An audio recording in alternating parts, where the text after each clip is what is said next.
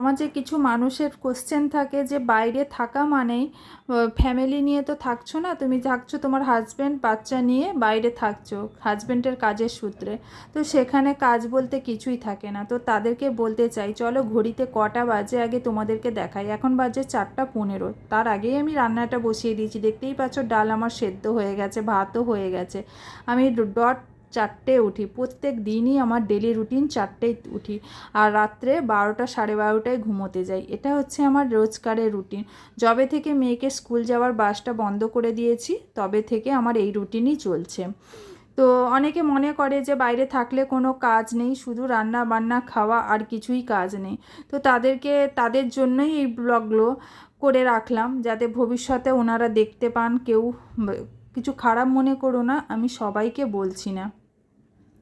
তো যাই হোক, তোমাদের সঙ্গে গল্প করতে করতে কিন্তু মেয়েকে নিয়ে স্কুলে চলে এলাম। আর সকালবেলা জানো তো, প্রত্যেক দিন কালকেও হয়েছিল আজকেও, সকালবেলা ঘুম থেকে ওঠার পর 4টে ঠিক 5:10-এর দিকে একটা বৃষ্টি আসবে, আর কিছুক্ষণ বৃষ্টিটা হয়ে রাস্তাঘাট পুরো কাদা করে দিবে, আর ভালো লাগে না।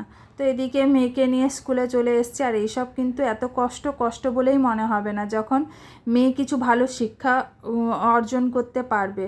তো যাই হোক, ওই সব নিয়ে আমি কখনোই ভাবি না যে মেয়েকে দেখানোর জন্যই করা এইসব নিয়ে আমি কখনোই ভাবি না। যা কিছুই করছি সবটাই কিন্তু মেয়েকে নিয়ে।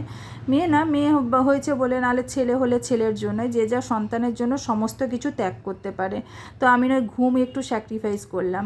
তো যাই হোক, গল্প করতে করতে স্কুলে পৌঁছে গেছি। আর হ্যাঁ, স্কুলের গেটে মেয়েকে তো ঢুকিয়ে দেবো, ওখানে ভিডিও করা অ্যালাউ নেই। তো যাই হোক, ভিডিওটা কেমন লাগলো জানিও, আর যদি কথা তোমাদের খারাপ লেগে থাকে তার জন্য সরি, টাটা।